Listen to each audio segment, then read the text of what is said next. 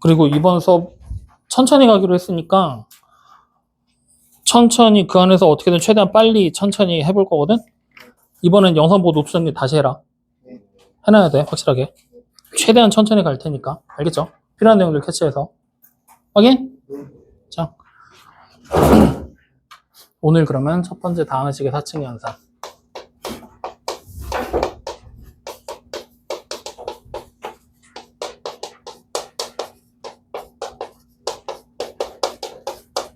자, 기본적인 다항식의 사칙 연산을 생각해봐.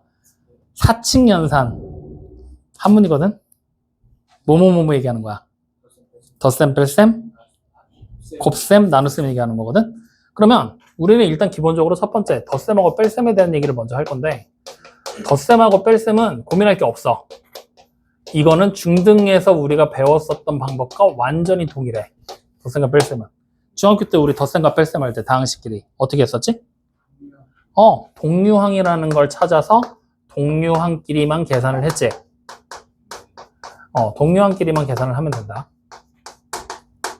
자, 근데 이 동류항끼리 계산을 하게 되는데 이 동류항이라는 부분이 지금부터는 조금 더 딥하게 들어가 줘야 돼. 고등과정부터는. 원래 중등과정에서도 딥하게 들어가긴 하는데 그동안 별거 아니고 대충대충 여기고 넘겼었던 것들을 이제는 구체적으로 여러분들 머릿속에 정리를 해야 될 시점이 온 거야. 자, 그래서 그 덧셈과 뺄셈 동류항끼리 계산하게 될 때 주의해야 될 점 첫 번째가 차수라고 부르는 거 그리고 지수라고 부르는 거 이 두 차이를 정확하게 인지하고 있어야 된다. 자, 차수 뭐였어? 그 문자에 뭐 임마? 정확하게 차수 한 문자에 아니 그건 지수고 즉 문자가 곱해진 횟수 자체가 차수. 문자가 곱해진 횟수 이걸 우리가 차수라고 부르고 지수가 같은 문자 혹은 숫자가 곱해진 횟수야. 이렇게 부르게 되거든. 근데 여기서 주의해야 될 점이 뭐냐면 별거 아닌 얘기처럼 보이는 게 맞아. 별거 아닌 것처럼 보이고 당연한 얘기잖아. 구분할 수 있어 라고 생각을 할 텐데 이게 중요해. 지금부터는 이 문자라는 부분이 여러분들이 인지하는 게 조금은 달라져야 돼.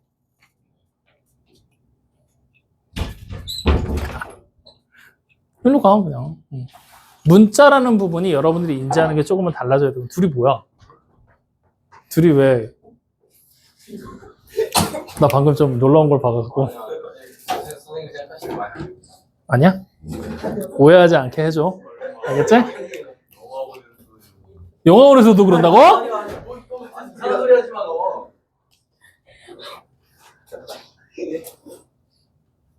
아니야, 방금 좀 약간 이걸 뭐라고 설명해야 될지 모르겠는데 좀 그런 장면이 순간포착이 됐어. 자, 다시 돌아가. 문자라고 부르는 부분을 지금부터 좀 중요하게 여겨줘야 되거든. 분별력 있게 봐야 돼. 그러니까 무슨 얘기를 할 거냐면 이 문자라는 부분에 대해서 뭐뭐에 대한 식이다라는 부분을 이제 여러분들이 좀 구체적으로 인지를 좀 해주고 문제 중에서 이 부분을 파악해서 찾아주는 연습들을 조금 해줘야 된다는 거야. 즉 뭐뭐뭐에 대한 식이다라고 나온다면 이거를 그냥 이렇게 써볼까? x에 대한 식이라고.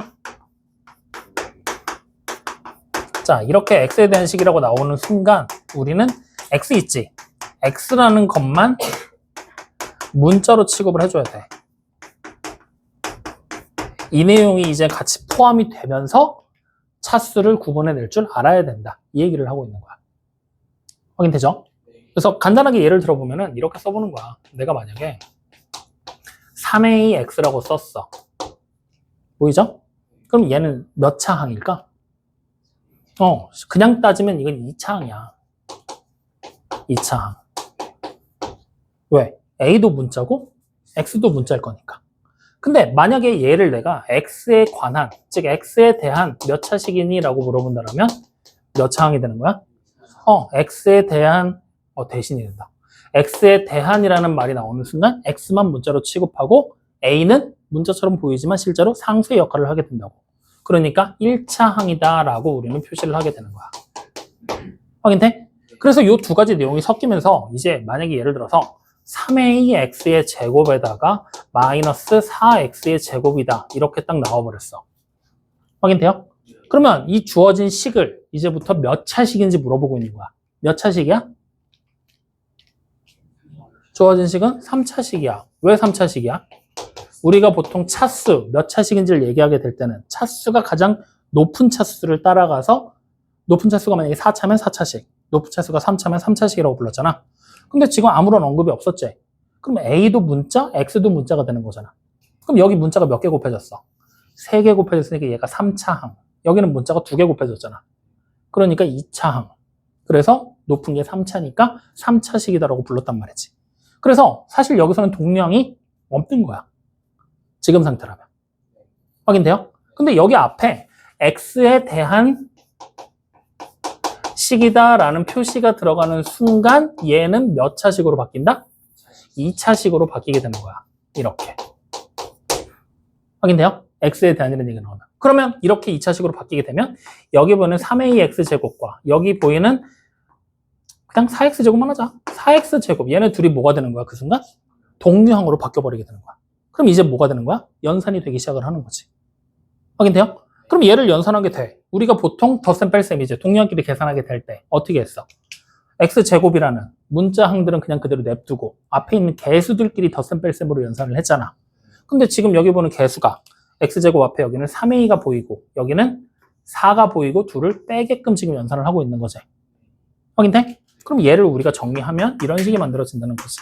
3A-4를 계산하고 여기에 X제곱을 곱합니다. 이렇게.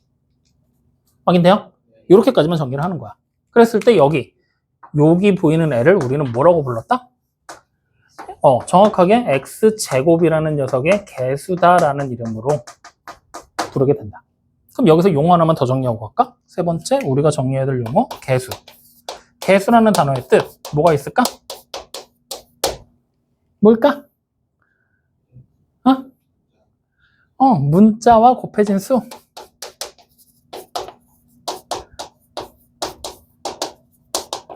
문자와 곱해진 수. 이것을 우리가 개수. 좀 더 구체적으로 얘기를 하면 문자가 뭐냐에 따라서 개수의 이름이 계속 달라지는 거야. X제곱과 곱해지는 애는 X제곱의 개수. A랑 곱해지는 애는 A의 개수. 이런 식으로 부른다는 거지. 확인돼요? 그러면 그런 논리로 보면은 여기 보이는 위에 있는 식 보이지? 여기로 보자. 아무 말도 안 써 있어. 3이라는 숫자는 뭐가 되는 걸까, 그러면?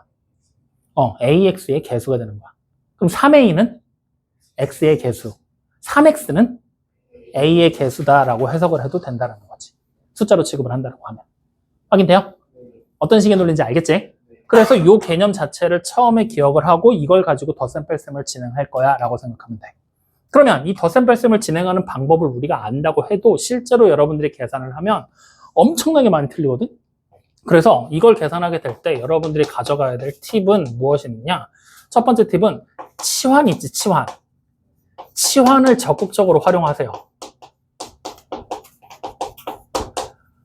즉 복잡한 식이 보이거나 계산하기 뭔가 곤란한 것들이 보이면 다 치환해 놓고 막판에 대입하자라는 방법을 계속해서 따라가시라는 얘기예요. 치환을 적극적으로 활용해서 가능하면 암산이 가능한 형태까지 만들어내야 돼. 근데 그게 아니야. 선생님 치환도 귀찮고 이걸 해도 많이 틀리는데요? 계산 실력을 더 올리셔야 돼요. 확인됩니까? 그러니까 어느 정도까지 지금 여러분들 나이 또래 때 내가 겪어왔었던 제자들 말고 내 케이스야. 내가 니네 나이 때 어디까지 했었냐면은 완전 제곱식 이제 말고 그냥 1차식 2개 곱한 거 있지. 곱셈공식으로 전개하는 거. 이거 그냥 다 암산으로 했어. 곱셈공식 변형 암산으로 다 했고 2차식에다가 숫자 대입해서 우리가 산수하잖아. 그런 거 그냥 손으로 안 썼어. 다 암산할 때까지 나는 연습했었어. 그러니까 여러분들도 최소한 그만큼은 해야 되지 않겠냐? 그러니까 이걸 해내라라는 얘기를 하고 있는 게 아니야. 그만큼 많은 연습을 하라는 얘기야.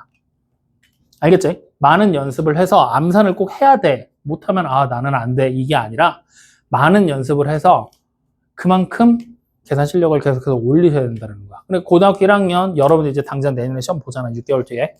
아니지 대략 1년 정도 안 남았거든. 뒤에 가면은 시험지를 딱 봤을 때 시험 문제가 시간 내 문제를 다 못 풀어. 계산을 다 줄여야 돼. 그러니까 단적인 예로 생각을 하면은 내가 중학교 3학년 애들 거 시험지 그냥 갖다 놓고 문제 그냥 쓱쓱거리면서 풀면은 10분 정도 걸리거든? 5분에서 10분? 고등학교 1학년 거 딱 갖다 놓고 풀면은 30분에서 40분 걸려. 계산을 다음 선으로 추격을 시킨다고 해도. 그러면 그거를 실제적으로 나만큼 계산이 된다라는 전제를 깔면 여러분들도 수험 시간은 50분밖에 안 되는데 나는 서술형을 다 무시하고 그냥 문제 푼 거잖아. 여러분들 서술형까지 써야 될 거 아니야, 고등학교 올라가서. 시간이 모자랄 수밖에 없다는 얘기야. 그럼 결국에 해답은 두 개야. 나보다 계산을 더 빨리 해야 돼. 아니면 버릴 문제 버리고 내가 푼 문제 다 맞추는 방법을 취하든가. 근데 두 번째 방법보다는 계산을 더 빠르게 하는 게 100점에 더 근접할 확률이 높겠지. 그러니까 그만큼 공부 더 많이 해야 돼. 더 많이 문제 풀어보고 더 많이 연습하고. 갈 길이 멀어. 그러니까 그거 연습 좀 충분히 하라. 그래서 그 계산을 좀 더 잘하기 위해서는 치환이라는 부분을 좀 더 적극적으로 활용을 해봐라. 아시겠죠? 그 다음 두 번째로 여러분들한테 얘기를 하고 싶은 바는 치환을 하고 뭘 해도 되게 복잡하게 등장을 할 거거든? 근데 우리가 덧셈 뺄셈, 다항식의 사칙 연산을 계산할 때 그나마 조금이나마 더 쉽게 할 수 있는 방법은 여러분들 보통 식을 써봐 하면은 일렬로 쭉 쓰지. 그래놓고 막 그냥 하나씩 하나씩 찾아가면서 막 계산하고 하잖아. 그렇게 하지 말고 식 자체를 전개할 때 있지, 전개.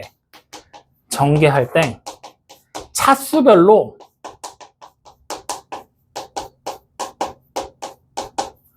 따로따로 정리를 해도 돼. 아예 그냥 정리할 때 차수별로 따로 정리를 하라는 얘기야. 예를 들어 보자고. 그냥 x 플러스 쉬운 걸로 3의 완전 제곱 마이너스 뭐 4x 플러스 2에다가 뭐 x 마이너스 3을 곱했어. 이거 전개해서 우리 뭐 계산하라고 시킨 거야. 그럼 여러분들 보통 계산할 때 어떻게 하겠어?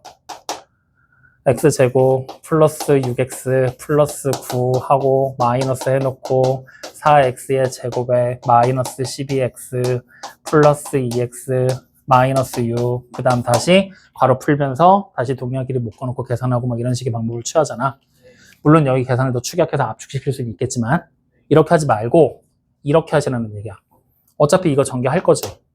그러면 x제곱 플러스 6x 플러스 9 됐지? 맞죠? 그 다음에 뒤에 거 전개해야 되지? 이거 전개할 때 4x랑 이거 곱해서 먼저 만들 거지? 4x 됐지? 여기다 써버려 그냥 이렇게 확인돼요? 그럼 다시 그 다음 이렇게 곱해야 되잖아. 마이너스 12x지. 마이너스 붙이니까 플러스 12x 됐죠? 그 다음 다시 이렇게 곱해서 플러스 2x지. 마이너스 곱해야 되잖아. 마이너스 2x 여기다 써버려. 이렇게. 그러면 상수 마이너스 6이지. 마이너스 붙어서 플러스 6 되지. 이렇게. 이렇게 그냥 차수별로 묶어버리라는 얘기야. 그러면 계산하는데 확실히 오답은 조금씩 줄어들 거야. 연습하기가 조금 빡쳐서 그렇지. 그러면 이게 빛을 발할 때가 언제냐? 3차, 4차로 넘어갈 때. 항이 많아질 때. 그때는 이렇게 푸는 게 훨씬 더 익숙할 거야. 연습해봐. 알겠죠? 그래서 이런 식으로 차수별로 따로따로 정리해서 문제 푸는 거를 충분한 시간을 들여서 연습을 해봐라. 그 다음에 마지막 세 번째로 얘기를 해야 될 거는 뭐뭐에 관한 식이라고 돼 있는 부분들. 이 부분을 반드시 체크해야 돼. 이거에 따라서 차수도 달라질 거고 개수들의 모양도 확실하게 달라질 거니까 앞으로는 문제마다 이런 얘기들이 자주 등장하게 될 거거든. 꼭 체크하면서 확인을 해라. 아시겠죠? 요 세 가지를 주의하면서 여러분들이 천천히 따라가면 됩니다. 확인돼요? 좋아. 자, 그러면 여러분들 10쪽 잠깐 볼래? 10쪽? 10쪽을 잠깐 보면은 단항식, 다항식, 항, 개수, 차수 막 나와 있거든. 기본적인 개념 정리로. 이거는 우리가 이미 중학교 때 다 했던 얘기라서 다 뺐어. 그냥 한번 읽어봐. 이런 게 있구나. 실제로 여러분들이 고등학교 시험을 보게 될 때 이런 것들을 구체적으로 물어보는 문제들은 잘 안 나와. 기본적인 기초적인 얘기들이기 때문에 그냥 이런 거야 정도로만 알면 돼. 만약에 내가 장래 희망이 수학자야, 수학을 전공하고 싶어, 그러면 외워. 알겠지? 근데 하지 마. 수학 전공하지 말라고. 자, 그러면 11쪽으로 넘어가 봐. 이제 11쪽에 보면은 개념 3번에 보면은 다항식의 덧셈과 뺄셈이라고 나와 있지. 그 덧셈과 뺄셈을 할 때 이 세 가지 논리를 적극적으로 활용해서 여러분들 계산하시라는 얘기야. 알겠죠? 그러면 이제 다음으로 넘어가기 전에 여러분들이 기억해야 될 네 번째 얘기만 좀 해볼 거거든. 네 번째는 덧셈과 뺄셈을 어차피 계산을 하게 될 때 우리는 식을 정리할 거잖아. 차수별로 따로따로 묶어서. 근데 어떤 사람들은 보면은 그냥 차수별로 묶으라고 했으니까 선생님 아까 쓸 때는 2차항, 1차항, 상수항 순서대로 차곡차곡 적었지. 근데 그게 아니라 1차항 먼저 하고 3차항 나오고 뭐 2차항 나오고 중구난방으로 나올 수도 있잖아. 상관없어. 너네가 보기 편하기만 하면 돼. 확인돼? 하지만 마지막에 정답을 적을 때만 주의해서 두 가지 중에 한 가지 방법을 채택해주면 된다는 거야. 어떤 방법을 채택할 거냐? 오름차순과 내림차순이야. 자, 이 방법을 채택해서 문제를 풀어내면 된다. 마지막에 정답을 적어내면 된다라는 거거든. 자, 오름차순. 어떤 걸까? 차수가 뒤로 갈수록 오름. 어떤 거야? 올라간다고. 즉 차수가 뒤로 갈수록 커지는 거. 자, 뒤로 갈수록 커진다는 얘기는 차수가 가장 낮은 항부터 순차적으로 적으라는 얘기야. 그럼 차수가 가장 낮은 항은 몇 차 항이야? 상수. 우리가 봤을 때 현재로서는 상수. 근데 식 자체가 다항식의 개념을 벗어나서 분수로 나와 있는 애들 있잖아. 뭐 x제곱분의 1 이런 게 나오잖아. 그러면 그런 게 나올 때는 유리식이라는 형태로 바뀌거든. 그때는 분모에 있는 미지수의 차수가 큰 게 차수가 낮아 라고 구분하면 돼. 그렇게까지 근데 문제는 아직은 안 나올 거야.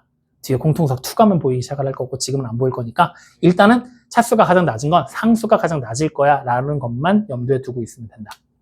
아시겠죠?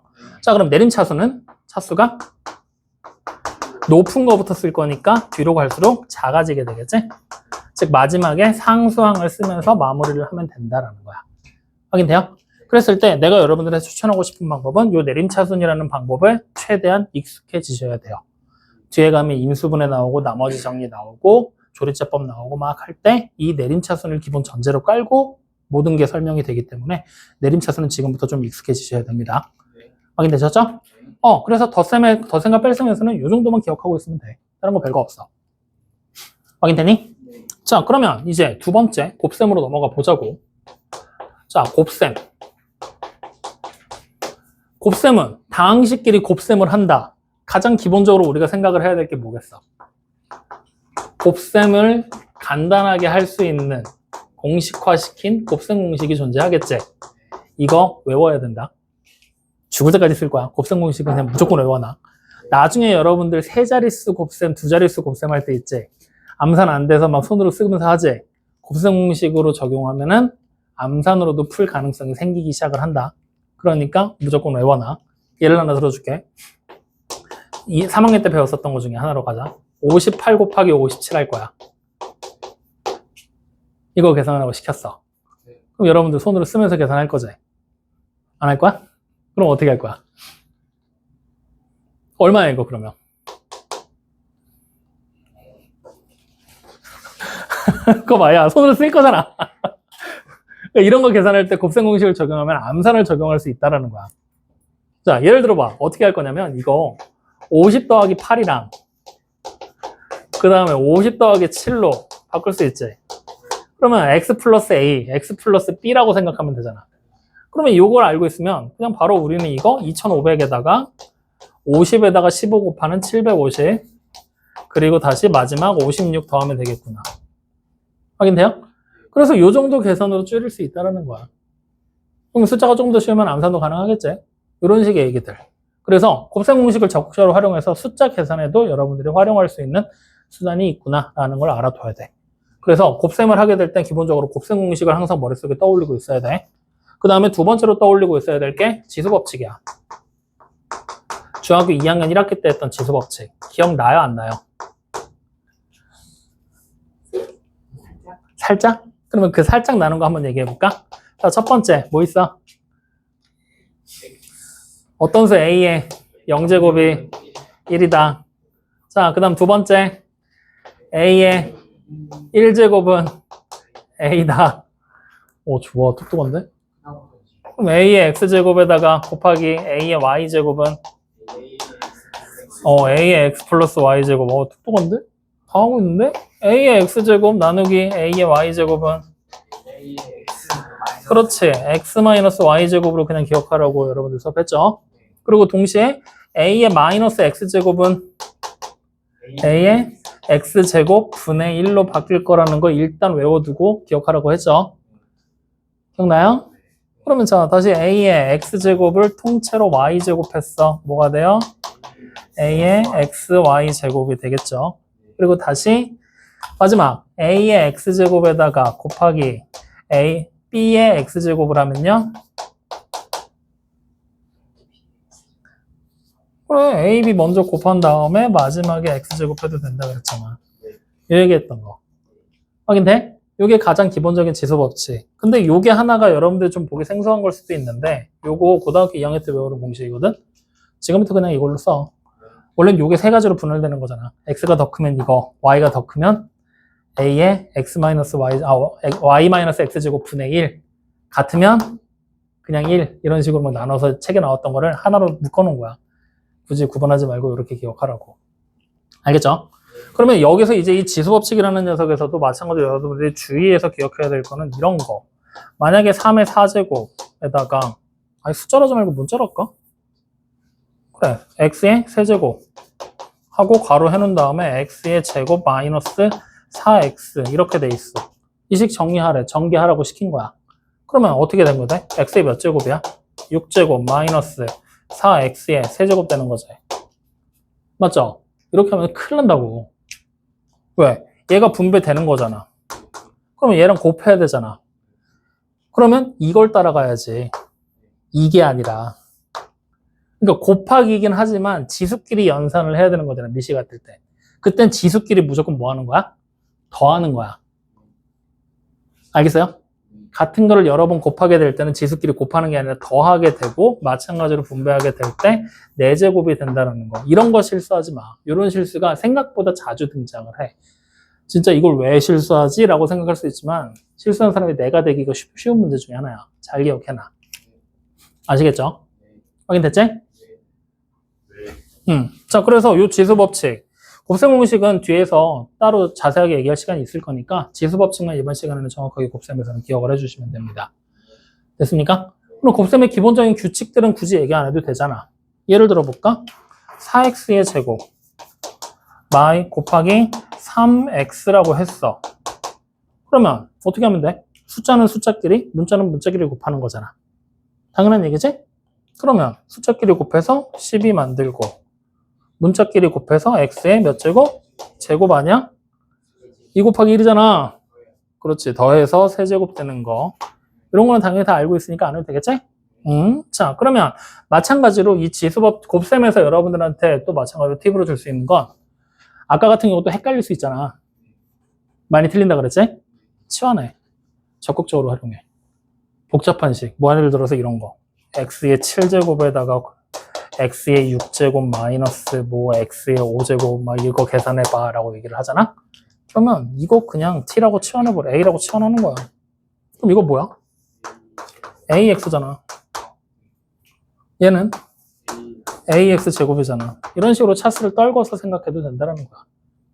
알겠니? 근데 이게 복잡하면 그냥 해도 되고 편하신 대로.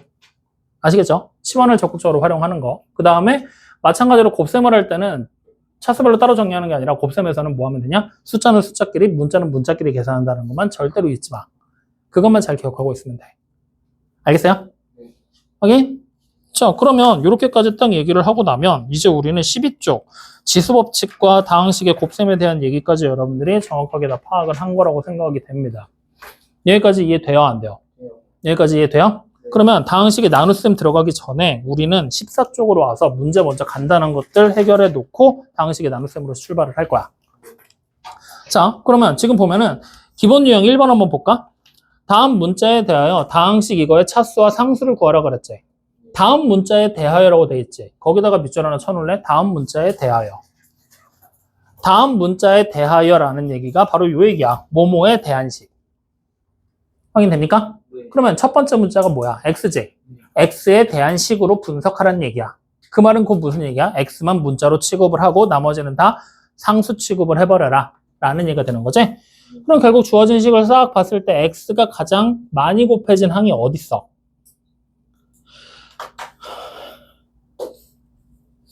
왜 말이 없어? 못 찾는 거야? x 세제곱 y가 보이잖아. 몇 차항이야? 3차. 3차항. 그러면 얘 결국 몇 차씩? 3차씩. 그럼 상수항은 뭐가 되는 거야? x가 없는 애가 상수항이 되는 거지. 네. 그러면 지금 식에서 상수항은 누구야? 마이너스 3y 플러스 1이 되는 거야. 선생님 y는 문자인데? X만. 아니야? 문자. 그렇지. x에 대한 식이라고 했으니까 y는 문자가 아니라 상수 취급하는 거야. 소정 알겠지? 좋아. 그럼 두 번째로 넘어가 봐. y라는 문자에 대한 식이래. 그럼 y만 문자로 취급하고 나머지는 상수 취급하는 거지. 그럼 y가 가장 많이 곱해진 항이 누가 보여? x세제곱 y, 2xy랑 마이너스 3y까지 세 개의 항이 전부 다 y가 한 번씩 곱해졌지. 네. 그럼 더 이상 없잖아. 그러니까 y에 관한 몇 차씩? 1차씩. 그러면 이때의 상수항은 당연히 누가 되는 거야? 1이 되는 거지. 그러면 자, 요거 두 번째 거 y에 대한 식으로 정리했을 때 요거만 잠깐 한번 봐봐. x세제곱 y라고 돼 있고 그 다음에 플러스 2xy 마이너스 3y 플러스 1 이렇게 돼 있지. 그러면 주어진 이 식을 우리가 지금부터 이렇게 생각해 볼 거야. 자, 식이 이렇게 딱 나왔지. 얘를 y에 관한 식으로 지금 우리가 분석을 하고 있는 거잖아. 그러면 여러분들이 앞으로 식을 쓸 때는 이렇게 쓰기를 좀 더 추천해. 어떻게 쓰게 되냐면 결국에는 y에 대한 1차식이지. 1차항이 있을 거고 상수항이 따로 있겠지. 1차항의 개수들을 따로 묶어서 표시를 꼭 해줘. 그렇게 해석을 해라.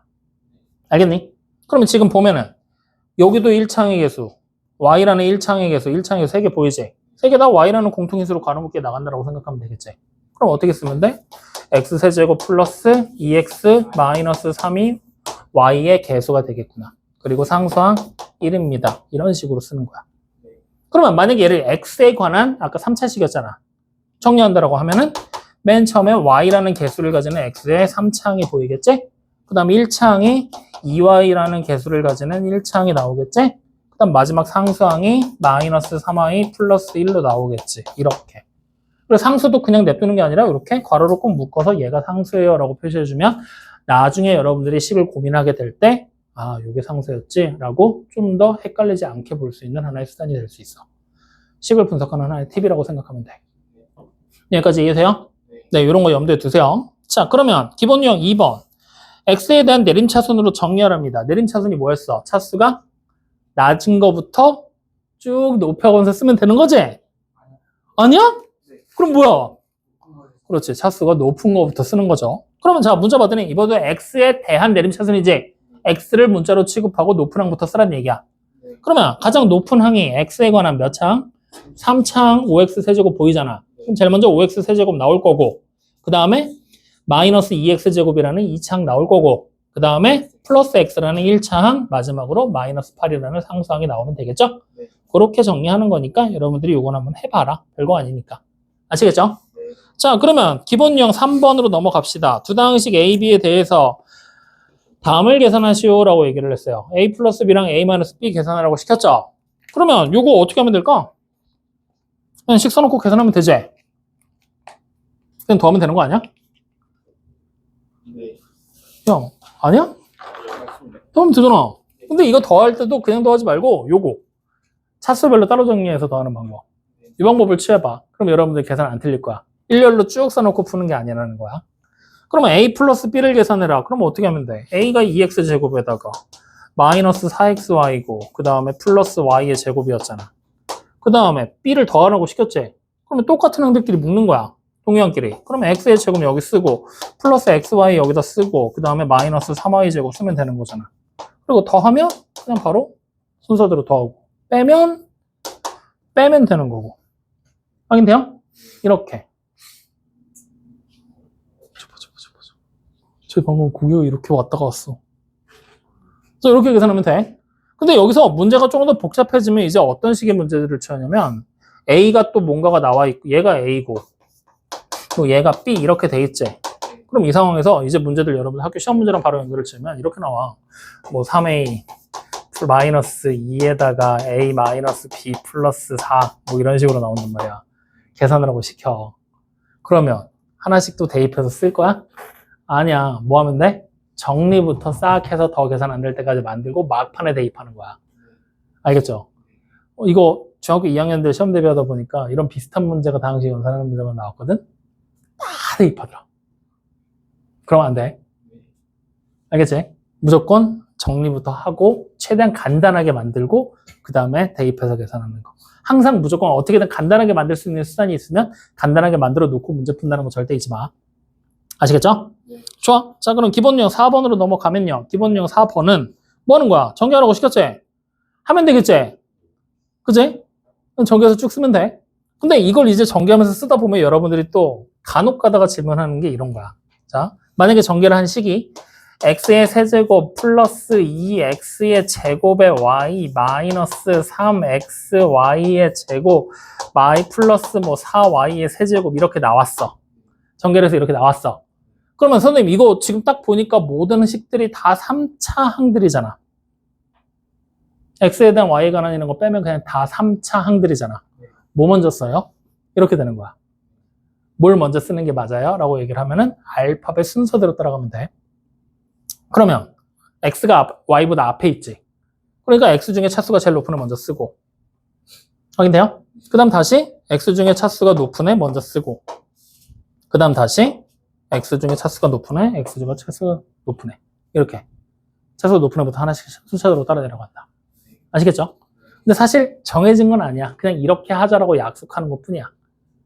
알겠지? 만약에 그게 아니라면 이렇게 해도 돼. 한 문자에 관해서 그냥 내림차순으로 정의를 해버려도 돼. 그러면 지금 딱 이 기본 스탠스가 뭐야? x라는 문자를 기준으로 잡고 내림차순 정의한 거잖아. y라는 문자를 여러분들 스스로 기준으로 잡고 내림차순 정의해도 될까 안 될까? 돼. 편한 대로 해. 아시겠죠? 네. 좋아. 그래서 전개하는 거는 굳이 안 해봐도 되지? 곱셈하는 거 여러분들 해도 되지? 네. 좋아. 넘어갑시다. 그러면 이제 마지막 다항식의 나눗셈에 대한 얘기가 나오거든? 자, 이제 나눗셈에 대한 얘기를 할 건데 나눗셈 어려워. 잘 들어야 돼. 진짜 어려워. 자, 세 번째. 나눗셈.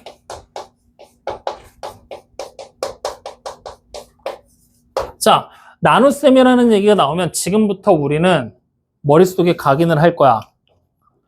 누가 길을 가다 나눗셈이라는 얘기가 딱 들리는 순간 지금부터 내가 말하는 얘기가 머릿속에 탁탁 떠오를 때까지 계속 반복하면서 생각을 좀 해줘야 돼. 알겠지? 네. 나눗셈이라는 얘기가 나오면 결국에 우리는 뭘 떠올리라는 얘기를 하고 싶은 거냐?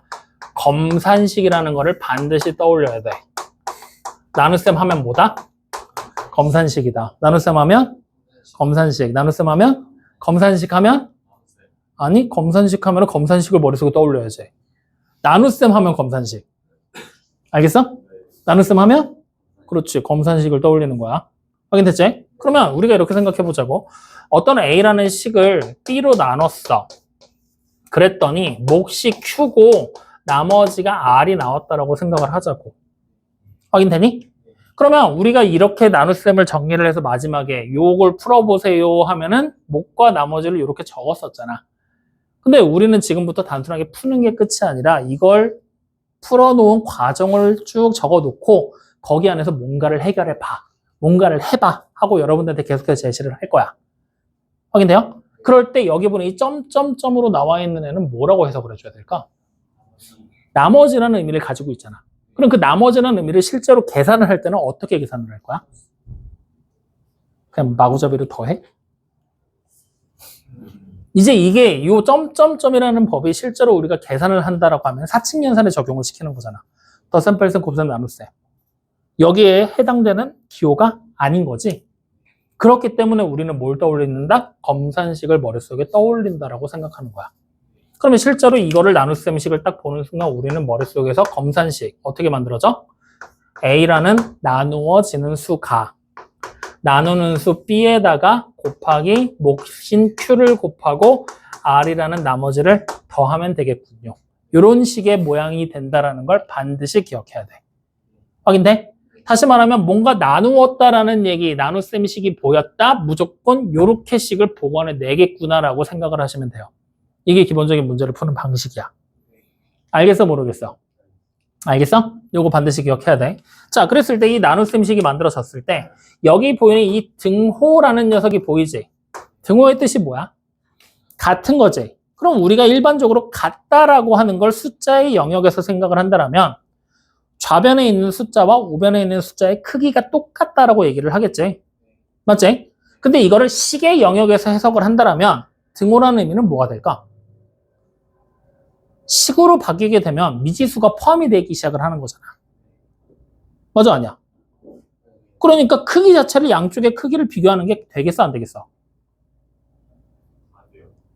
힘들어. 미지수에다가 숫자를 대입하지 않는 이상은. 숫자를 대입해서 크기를 똑같이 만들어서 그 크기를 똑같이 만드는 대입할 숫자를 찾는 방법이 방정식이잖아. 그래서 맞잖아. 등호가 있고 식이 있어. 여기 뭐 숫자가 있어. 그럼 둘이 크기가 똑같아져야 되는데 똑같은 크기를 만들게 되는 대입해야 될 미지수의 숫자를 찾는 과정이 방정식을 풀이하는 방법이었잖아. 근데 우리는 지금 방정식을 푸는 게 아니라 등호의 뜻에 대해 집중하는 거잖아. 그럼 이 식의 크기를 우리가 실제로 알 수 있다는 얘기가 없다는 얘기야. 없다는 얘기라고. 확인돼? 그래서 더군다나 반대쪽에 숫자가 아니라 식이 또 나왔다면 양쪽에 있는 두 개의 식이 같다. 등호가 등장을 한다면 이때는 어떻게 비교하는 걸까? 양쪽에 있는 식의 크기가 똑같다? 말이 안 되는 거잖아. 그럼 양쪽에 있는 식이 어떻게 생겼다? 똑같은 모양이다. 뭔가 아는 눈치인데? 무슨 뜻이야? 모양이 같다는 게 무슨 뜻이야? 응. 근데 너 왜, 모양이다. 왜 그랬어? 살짝 떠오른 것 같아. 무슨 뜻이야? 뭐예요? 그러니까 무슨 뜻이냐고. 모양이 같다.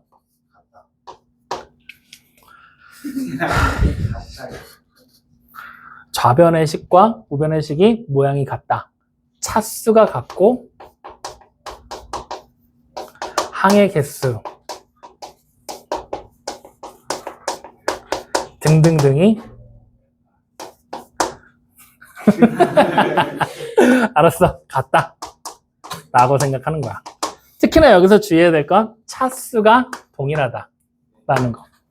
식이 뭔지 모를 때 여러분들이 제일 먼저 식을 판단하는 기준은 일단 차수가 같은 식일 거냐. 3차랑 2차랑 마구잡이로 같아질 수는 없잖아. 그러니까 3차와 3차가 같은 식이겠구나. 확인돼요? 즉 좌변이 3차식이면 우변도 뭐가 돼야 돼? 3차식. 좌변이 3768차식이면? 8,000씩. 그럼 틀리다고. 좌변이 3768차식이면? 3,600. 알았어. 좌변과 우변의 차수가 완전히 동일하고 모양도 똑같고. 그럼 좌변에 항이 5개야. 우변도 항이 몇 개겠어? 4개가 될 수도 있어. 왜? 좌변에 있는 항의 동류항끼리 계산이 안 됐다면 줄어들 수도 있겠지. 그래서 항의 개수가 같다는 건 사실 동류항의 여부에 따라서 조금 달라질 수 있는 요소긴 하지만 기본적으로 차수는 변하겠어? 안 변하겠어? 안 변할 거라는 거야. 그래서 차수에 좀 더 많은 포인트를 잡아줘라. 확인돼요? 즉 기본적인 검산식을 만들었을 때 좌변과 우변의 식이 똑같다라는 걸 항상 염두에 둬줘야 된다. 알겠어요? 자, 그래서 이게 기본적으로 여러분들이 기억해야 될 검산식에 대한 첫 번째 얘기. 확인되니? 자, 그러면 이제 두 번째 우리는 어디로 갈 거냐? 나머지 여기 보면 R 보이지? R을 우리는 나머지라고 쓰기로 했었잖아. 위에서. 아니다, 써줄게. A가 나누어지는 수. B는 나누는 수. 얘는 목. 얘는 나머지. 이렇게 썼어. 확인됐지? 그러면 여기 보니 이 나머지라는 녀석이 이제 우리는 집중을 해야 되거든? 나머지? 자, 생각해봐, 여러분들. 머릿속으로 지금 뭐 다 암산을 좀 하나 할 거야. 37이라는 숫자를 머릿속에 떠올려. 떠올렸지? 6으로 나눌 거야. 몫이 얼마지? 6이고 나머지가 얼마지? 1이 되는 게 맞겠지? 근데 여기서 갑자기 부준형이 나타나더니 선생님, 몫은 5고요. 나머지는 7입니다. 라고 얘기를 했어. 맞을까 틀릴까? 왜 틀리지? 그렇지. 원래 원리를 따진다면 나눈 셈을 한다고 하잖아? 몫이 5고 나머지가 7이라고 써도 상관은 없어. 5명한테 나눠줬고 7개를 남겼다라는 의미를 가지고 있는 거니까. 근데 우리가 기본적으로 이거를 일상생활이 아니라 수학이라는 관점에서 나눗셈이라는 관점 자체에서 접근을 했을 때 우리는 한 가지 약속을 했다는 거야. 무슨 약속을 했냐? 나머지가 나누는 수보다 항상 어때야 된다? 작아야 된다라는 약속을 한 거야. 같아도 돼? 안 돼? 안 된다라는 거지. 그러니까 이 나머지라는 녀석은 몇 가지 제약이 걸려 있는 거야. 나누는 수보다 나머지가 어때야 돼? 작아야 된다는 제약이 걸려 있고, 그 다음에 나머지 R은 항상 어떻게 돼야 된다? 0보다 이상이어야 된다는 제약이 걸려 있는 거야. 기본적인 숫자의 연산에서는. 확인돼? 네. 근데 이게 다항식의 연산으로 오면서 뭔가 좀 말이 바뀌기 시작하는 거야. 우리는 나누는 수가 나머지보다 크다라는 얘기, 나머지가 더 작다라는 얘기는 다시 말하면 나누는 숫자와 나머지 사이의 크기를 비교하게 되는 거지. 근데 우리는 이 나눗셈을 다항식에서 할 거잖아. 다항식으로 나눗셈 하면 A 나누어지는 수 식으로 나오겠지. B 나누는 수 식으로 나오겠지. 그럼 목도 뭐겠어? 식이겠지. 나머지도 식이겠지. 식과 식의 크기를 비교하래. 크기 비교가 된다 그래서 안 된다 그랬어? 안 되잖아. 미지수에 숫자를 대입하기 전까지는 안 되는 거잖아. 식 자체만 놓고 보면 크기 비교가 안 되잖아. 그래서 우리는 이게 뭘로 바뀌게 되느냐? 차수가 큰 애를 더 큰 수로 취급을 하자라고 하나의 약속을 한 거야. 확인돼요? 네. 다시 말하면 좀 더 구체적으로 얘기를 하자면 우리가 나눗셈을 할 때 숫자에서 각 자릿수에 해당하는 거 있지. 자릿수. 예를 들어 우리 십진법을 사용하고 있기 때문에 36이라는 숫자를 보면 1의 자리 숫자가 6이고 10의 자리 숫자가 3이잖아. 그럼 가장 높은 자릿수는 10의 자리 숫자가 되는 거지. 그 가장 높은 자릿수 3, 10의 자리가 3, 1의 자리가 6이라는 거를 자릿수라는 개념 자체를 차수로 치환을 시켜버린 거야. 확인돼요? 그러면 우리가 일반적으로 생각을 했을 때 36이라는 숫자를 표현하고 싶어. 그러면 가장 낮은 차수인 상수항이 6의 역할을 하는 거고 3이라는 숫자가 1차항이다라고 생각을 하면 되겠지. 혹은 6이라는 숫자가 3차항이라고 생각을 하고 3이라는 숫자를 몇 차항? 4차항이라고 생각하면 되잖아. 상수의 1차잖아. 그러면 1의 자리 숫자가 3차항이면 10의 자리 숫자는 몇 차겠어? 그보다 차수가 높으면 되니까. 자릿수를 차수로 치환한다고 했으니까. 네. 그러면 만약에 아니면 이렇게 돼. 1의 자리 숫자가 3차항이야. 10의 자리 숫자? 3차보다 크기만 하면 되겠구나. 확인돼? 네. 근데 기본적으로 1의 자리 다음은 10의 자리지. 그러니까 바로 붙여서 차수를 생각을 하는 게 맞기는 해. 어쨌든 우리는 이 나머지라는 개념이 식으로 들어오게 되면서 자릿수라는 개념 자체를 뭘로 치환을 하게 되느냐? 차수라는 개념으로 대체해서 생각을 하게 되는 거야. 확인돼? 네. 확인돼요? 네. 자, 그 다음에 우리는 나머지가 항상 0보다 이상이 돼야 된다 그랬잖아. 아니다. 이거 먼저 넘어가지 마. 이거 개념 좀 더 얘기해. 지금 이해 못한 인간이 여기 2명이 보여. 어디 봐, 너. 자, 나누는 수와 나머지, 나누는 수가 더 크다라는 개념 자체를 차수로 치환한다 그랬지, 자릿수를. 다시 말하면 숫자의 크고 작음을 차수가 높고 낮음으로 바꿔서 생각을 하겠다는 얘기야. 확인돼? 네. 은기 무슨 말인지 알겠어? 그럼 차수의 높고 낮음으로 분석을 한다고 하면 나누는 수의 차수가 결국에는 어떻게 되면 되는 거야? 나머지라고 부르는 녀석의 차수보다 무조건 크기만 하면 된다는 거야. 확인돼요? 그럼 자 생각을 해봐. 나머지가 상수야. 나누는 수는 몇 차항이겠어? 나머지가 상수면 상수보다 크면 되잖아. 1차가 돼도 되고 2차가 돼도 되고 다시 말하면 1차 이상의 식으로 나눴습니다 라고 생각하면 되는 거야. 확인돼요? 그럼 자 다시 나누는 식이 3차식이야. 3차로 나눴어. 나머지는 몇 차가 되겠어? 3차보다 낮으면 되잖아. 2차가 돼도 되지. 1차가 돼도 되지. 상수가 돼도 되지. 그러니까 2차 이하의 식으로 나머지가 나올 겁니다. 네. 라는 개념이 되는 거야. 네. 여기까지 확인되니? 네. 좋아. 그래서 이 개념 자체를 나누는 자릿수를 차수로 치환해서 나누는 수의 차수가 곧 나머지의 차수보다 커져야 된다라는 거를 바뀌게 된다는 걸 여러분들이 반드시 기억을 해줘라. 중요한 내용이야. 알겠습니까? 네. 자, 그 다음에 우리가 일반적으로 나눗셈, 숫자에서 나눗셈을 할 때는 항상 나머지가 양수로 나왔지. 근데 지금부터는 나머지가 음수가 될 수도 있어. 뭐 예를 들어 마이너스 3이라고 될 수도 있어. 아니면 마이너스 3x 마이너스 7 막 이런 식으로 마이너스 부호가 자유자재로 쓸 수 있어. 식기를 계산하다 보면은 마이너스가 붙는 거는 뭐 비일비재하게 등장하는 거니까. 확인되지? 그래서 마찬가지로 이 나머지가 0보다 이상이 된다라는 이 조건 자체가 깨져. 식으로 바뀔 거니까. 확인돼? 다시 말하면 우리는 이 개념 자체를 뭘로 분석하게 되느냐? 만약에 예를 들어 나머지가 음수라고 가정을 해보는 거야. 확인돼요? 즉 이렇게 되는 거지. 지금부터 다시 머릿속에 떠올려.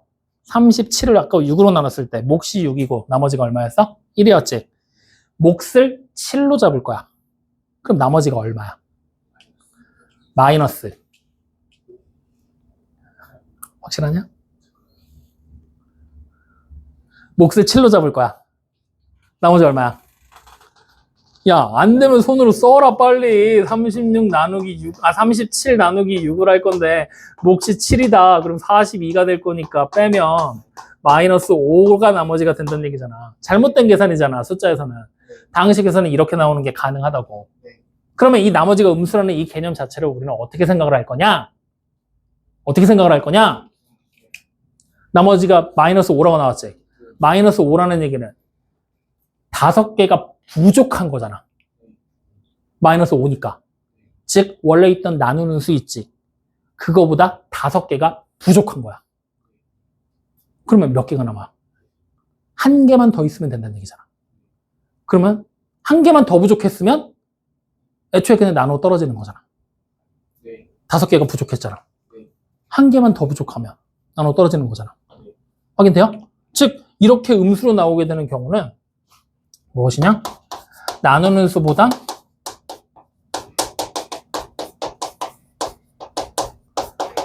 나머지만큼 부족하다라고 생각하는 거야. 부족하다. 그러니까 나머지가 만약에 마이너스 5가 나왔어. 그러면 우리는 어떻게 하면 되냐? 원래 나누는 수 6 있지. 거기에서 부족한 5만큼을 제외하면 되는 거야. 그럼 결국 얼마야? 1이 나오지. 이게 나머지가 된다는 거야. 물론 몫은 다시 손을 봐야 되겠지만 몫을 손 보는 건 나중에 생각하자고. 일단 부족한다라는 개념 자체만 여러분들이 확인하면 되는 거야. 확인돼요? 자, 다시 나머지가 3이 나왔어. 어떻게 되는 거야? 나머지가 3이 남았어. 3이 나왔어. 3. 그럼 뭐야? 나머지가 3. 양수잖아. 그럼 그냥 3개가 남은 거잖아.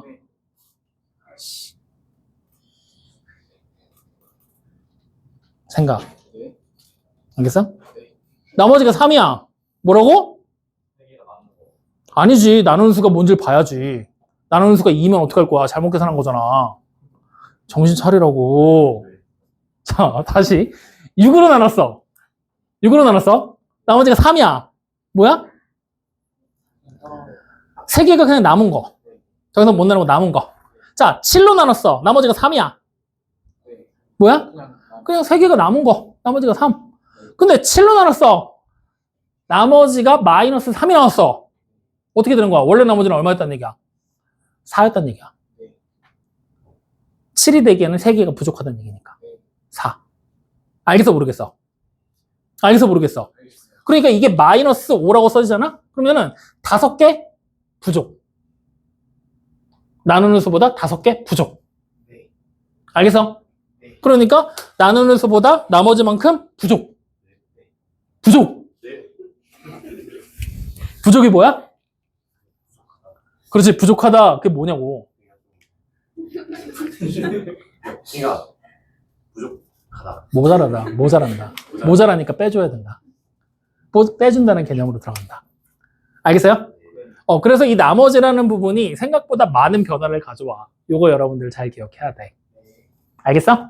자, 그러면서 이제 더불어 그럼 같이 생각을 해보자. 자, 이제 지금까지 했던 내용을 종합해서 이제 하나의 문제로 우리는 꾸려보는 거야. 지금부터. 자, 일단 나눗셈이 나왔어. 검산식을 우리가 만들어 놨지. 이 검산식을 딱 봤어. 그러면 등호가 성립해야 되기 때문에 좌변과 우변이 어때야 된다? 좀 더 구체적으로 그냥 차수가 같아야 된다. 항의 개수는 아까 얘기했잖아. 4개인데 이쪽에 5개래. 다른 거야? 동류항 계산이 되면은 같아질 수도 있다 그랬잖아. 그러니까 몰라. 그러니까 차수에만 포인트를 맞추라 그랬잖아. 이 새끼 저 새끼 때문에 안 되겠다. 차수가 같다라고 해야 되겠다 그냥. 등등등 하지 마. 그냥 차수만 기억해. 차수가 같다. 그러면 얘랑 얘가 차수가 똑같아. A가 3차식이면 요거 계산 다음에 몇 차식 나와야 돼? 3차식이 무조건 나오게 될 거야. 확인돼? 그럼 자, 지금부터 잘 생각해. A가 3차야. B가 1차야. 나누는 식이 1차야. 나머지는?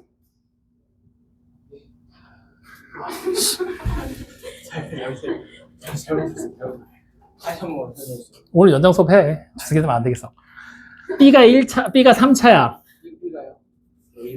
아씨. 아, 나도 그래. 아! A가 3차야. B 1차로 나눴어. B가 1차야. 몫은 몇 차? 그렇지, 몫은 2차. 왜? 곱해서 3차가 돼야 되니까. 나머지는? 나머지는?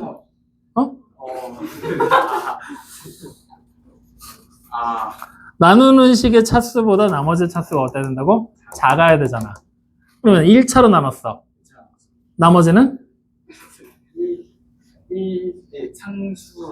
상수밖에 없는 거지. 네. 확인돼? 네. 자, 다시 2차로 나눴어. 네. B가 2차야. 네. 몫은? 몫이요? 어. A는 3차. 똑같이. 2차, 얘는 1차. 1차. 나머지는? 1차이야. 그렇지. 1차 이하. 1차가 돼도 되고 상수가 돼도 되고. 네. 그럼 자, 방금 조건 다시 떠올려. 3차였어. 여기다 써줄게. 3차야. 얘 2차지. 얘 1차지. 요거 1차 이하지. 네. 맞죠? 자, 이 상황에서 주어진 식을 딱 보고 이렇게 해석을 하는 게 맞는 말인지 틀린 말인지 OX 퀴즈로 한번 대답해보자. A를 B로 나눴더니 몫이 Q고 나머지가 R입니다. 맞아, 틀려? 맞아. 자, 그러면 다시 A를 Q로 나눴더니 몫이 B고 나머지가 R입니다. 틀립니다. 왜 틀리죠? 1차로 나눴잖아. 나머지는 무조건 상수가 돼야 되지. 근데 얘가 1차일 수도 있고 상수일 수도 있지. 맞을 수도 있고 틀릴 수도 있지. 이러면 맞은 거 틀린 거야. 재수 좀 맞는 거 아니고? 그렇지, 틀린 거. 될 수도 있고 안 될 수도 있으면 무조건 틀린 거니까. 그래서 요게 실제로 여러분들 객관식 1번 문제야. 2번이나. 단순하지? 네. 함정이 여기에 많이 빠져. 몇 차로 나눴을 때 나머지가 나오는지 이런 거 잘 기억해줘야 돼. 이게 종합이야. 지금까지 얘기한 거 내용에서. 아직 우리 나눗셈 시작도 안 했어. 기운 빠지지? 자, 그럼 이제 우리는 나눗셈을 어떻게 하는지 이제 본격적으로 시작을 해보자고. 자, 그러면 이제 나눗셈을 하는 방법. 요거는 4번으로 이름을 붙일까? 나눗셈 하는 법. 이게 새로운 거니까 요거는 따로 분류를 하자. 자, 나눗셈을 하는 법은 일단 여러분들이 선제 작업으로 해야 될 일이 있거든? 제일 먼저 해야 될 일은 무엇이냐? 무조건 모든 항들 있지. 나눗셈을 진행하는 모든 항들을 내림차순으로 정렬을 먼저 해야 돼요. 확인됐지? 정렬을 한 다음에 그 다음 나눗셈을 시작할 거다라고 생각하면 돼. 그리고 두 번째, 이제 두 번째부터는 주의점인데 어떤 주의점을 가지냐면은 우리가 숫자끼리 나눗셈을 할 때는 만약에 36을 2로 나누잖아? 그럼 처음에 앞에 있는 3을 없애기 위해 1을 대입해서 빼서 16을 다시 나눴지. 머릿속에 안 그려져? 알았어. 36을 2로 나눌 거야. 그럼 여기 1.5 들어가면 돼, 안 돼? 3 없애려면 1.5 써야 되잖아. 근데 뭔가 이상하잖아, 그치? 우리 나눗셈 이렇게 안 했잖아. 어떻게 했어? 1 집어넣고 2 만들고 못 나누니까 그냥 16으로 이렇게 썼지. 숫자 계산할 때는 이렇게 했지만 다항식의 연산에서는 이렇게 안 할 거란 얘기야. 그래서 주의점 중에 봐야 될 우리가 첫 번째 주의점은 뭐냐면 일단 우리는 자릿수 있지. 자릿수를 뭐라고 그랬지? 차수의 개념으로 바꾼다 그랬잖아. 즉 차수가 자릿수의 역할을 할 거라고 그랬지. 즉 높은 차수의 항부터 무조건 소거할 거야. 아, 소거라고 하면 또 모르나? 알아 몰라 소거? 그래? 그러면은 믿을게. 없애. 믿는다고. 믿지만 그냥 없애라고 쓸게. 무조건 없애. 이게 첫 번째 주의점. 그 다음 두 번째 주의점은 계산을 다 했을 때 나머지 있지. 나머지의 차수가 나누는 식의 차수보다 무조건 낮게 나올 때까지 반복을 해줘야 돼. 그리고 세 번째 주의점, 나머지가 음수로 나와도 된다, 안 된다? 음수로 나와도 인정. 이게 숫자의 나눗셈과의 차이점이야. 그래서 이 주의점 3개를 반드시 기억을 해주셔야 됩니다. 이거는 사실 외울 건 아니고 그냥 경험을 통해서 문제 계속 풀면서 반복해서 그냥 몸에 숙달시키시면 돼요. 알겠지? 그러면 이걸 우리가 한 문제 풀면서 가볼 건데 16쪽에 보면은 기본 유형 5번의 첫 번째 거 보여, 안 보여? 보이지? 요거 한번 해보자. 자, 기본 5번에 첫 번째 나눗셈을 하게 될 때 우리는 이렇게 세로로 나눗셈 써져 있잖아? 그러면 그냥 우리 숫자 나눗셈 할 때 이렇게 나눗셈 표시해서 했었지? 똑같이 하면 돼, 그냥. 그래서 똑같이 여기다가 쓸 거야. 대신에 뭘 해라? 내림차순으로 정렬을 하면서 써라. 그럼 여기 안에 들어가야 될 게 나누어지는 식이잖아. 지금 나누어지는 식 뭐야? 2x제곱 마이너스 x 플러스 3이지? 이미 정리 다 돼 있지? 그대로 쓸 거야. 2x제곱 마이너스 x 플러스 3으로. 적었죠? 그 다음 나누는 식은 2x 플러스 1이지? 내림차순으로 정리돼 있지? 그냥 여기다가 그대로 2x 플러스 1이라고 쓰는 거야. 이렇게. 확인돼? 그러면 주의점 첫 번째가 뭐였어? 높은 차수의 항부터 무조건 없앨 거라 그랬지? 그러면 우리는 지금부터 여기다가 여기에 뭔가를 써서 곱한 다음에 얘를 어떻게든 없애야 될 거라는 얘기가 되는 거야. 맞니? 네. 그러면 여기선 차수가 높은 항이 2x제곱이었잖아. 제일 높은 애가. 여기선 누구야? 2x지. 그럼 이 차수가 제일 높은 2x랑 뭔가를 곱해서 2x제곱을 없앨 수 있는 숫자를 찾아야 돼. 누구 곱하면 돼? x를 딱 곱하는 순간 여기가 2x의 제곱이 되고 뒤로는 플러스 x가 되면서 빼버리면 어떻게 돼? 소거가 되지? 기본적인 나눗셈을 계산하는 방식을 그대로 따라가되 무조건 없애는 쪽으로 갈 거라는 얘기야. 네. 이해돼, 안 돼? 네. 은규 괜찮아? 소정이는? 자, 그러면 뺐어. 이제 뭐 나와? 무시한 거 아니야, 소정아? 내가 마음이 바빠. 마이너스 2x 플러스 3이지? 그럼 좋아. 다시 나와 있는 얘 차수가 제일 높은 애가 누구야? 마이너스 2x지. 여기다가 얘를 없앨 거야. 그럼 차수가 제일 높은 2x에다 뭘 곱해야 얘를 없앨 수 있을까? 즉, 우리는 빼서 없앨 거잖아. 똑같은 애를 만들면 된다는 얘기야. 그러면은 얼마? 마이너스 1을 여기다 쓰면 마이너스 2x 마이너스 1이 되면서 또 우리는 뭐 해? 빼지. 그럼 어떻게 된다? 사라지고 빼면 4. 그러면 여기 나와 있는 이 4가 얘보다 차수가 높냐 낮냐를 계속해서 비교하는 거야. 여기까지는 차수가 똑같았지. 더 나눌 수 있었단 얘기야. 얘는 차수가 나누는 수보다 낮지. 끝난 거야. 그럼 몫이 누가 되는 거야? x-1이 되고 나머지가 4구나 라고 찾게 된다는 거야. 어떻게 하는지 알겠어, 모르겠어? 알겠지? 하나 더 할 거야. 이거 오늘 마지막 문제 하자. 두 번째 거. 요거 지우자.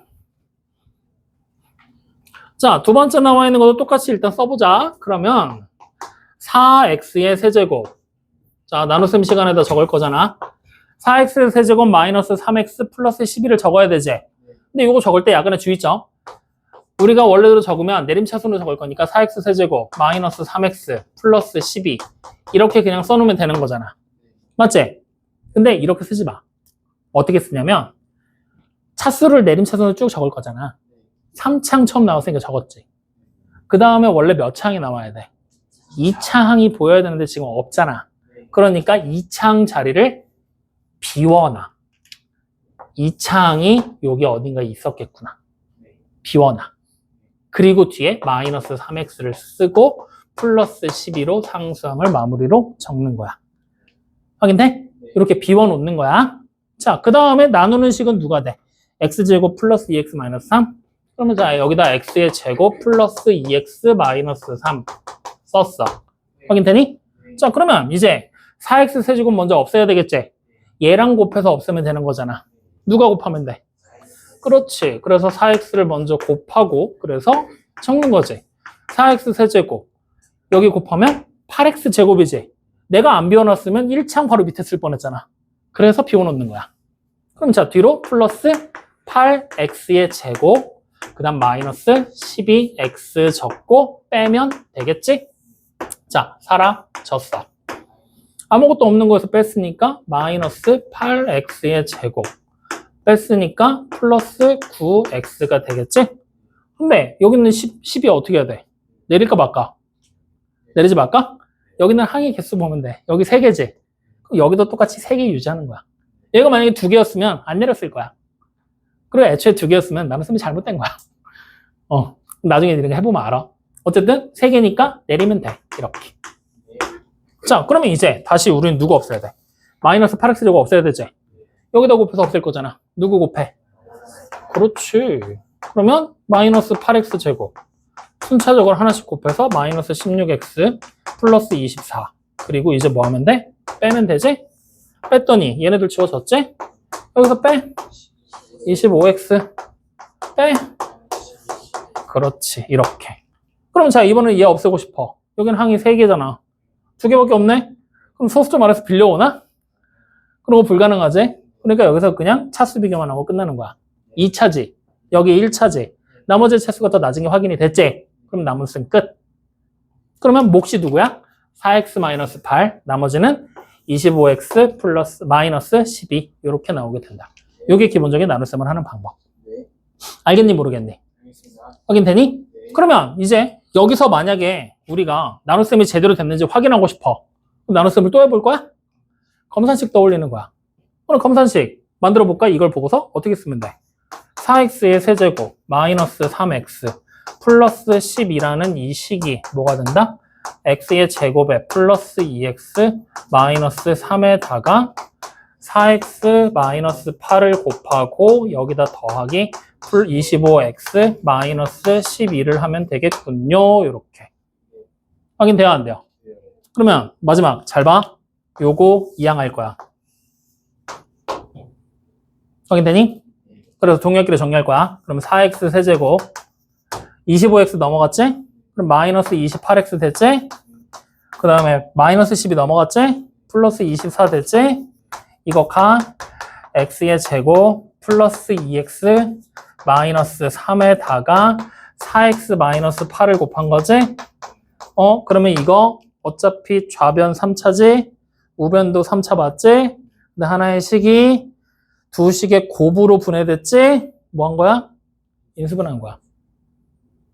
그러면 우리가 보고 있는 나머지 나눗셈을 하는 과정 자체가 향후에는 인수분해 과정으로 발전이 될 수도 있겠지? 중요하니까 나머지 나눗셈 하는 거 잘 기억해 놓으라는 의미야. 알겠죠? 좋아. 오늘 여기까지 진행하고요. 오늘 숙제는 아까 말씀드렸죠? 20조까지. 야, 선생님이 지금 기본 유형 문제들은 웬만하면 내가 다 풀고 필수 유형 문제 너네가 풀고 오면 다음 시간에 질문 받고 할 거거든? 그럼 밑에 있는 유제들 있지. 기본 연습이랑 필수 연습 나와 있는 유제들. 이것도 꼭 다시 해보고 기본 유형에 나와 있는 문제 우리 같이 풀었던 거 있지? 그것들 중에 선생님이 이거 별표 쳐놔 중요한 거야 라고 얘기하는 문제 있으면 그건 집에 와서 꼭 다시 해봐.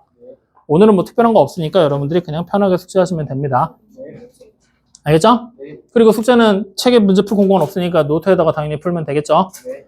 노트에다가 열 맞춰서 차곡차곡 천천히 풀어봐. 이거 거짓말 아니라고 얘 덕에는 블랙라벨 있잖아. 이거 한 것만 니네가 처음부터 끝까지 니네 손으로 퍼펙트하게 풀 수 있잖아? 그러면 솔직히 낙생고 안 가는 이상 웬만한 학교 시험에서 막히는 문제 안 나와. 이거 한 것만 퍼펙트하면. 성남 시내 안에서 다 본 문제고 다 풀 수 있어. 분당까지 나가잖아? 그럼 이거 한 건 제대로 다 풀어내면 무조건 90점은 나와. 여기 있는 거 B스텝, 2스텝까지만 다 풀 줄 알면. 그러니까 이거 한 권 본 다음에 조금 더 심화해서 보고 싶다 하면은 블랙라벨 보잖아? 이거 다음에 이제 그 위에 책이 블랙라벨이거든? 그럼 블랙라벨이라는 책 보면은 여기 나와 있던 문제들 있지? 이 문제가 1, 2스텝에 섞여서 나와. 3스텝 문제만 추가되는 것밖에 안 돼. 그리고 여기 있는 문제가 거의 대부분이 다 모의고사 기출 형태들 변형하거나 그런 것들이거든? 그래서 얘만 잘 풀어도 모의고사도 사실 대비도 되고 해. 그러니까 책 문제 풀었던 것도 제발 부탁이니 다시 풀어보고 확인하고 꼭 반복해보세요. 네. 알겠죠? 네. 갑시다.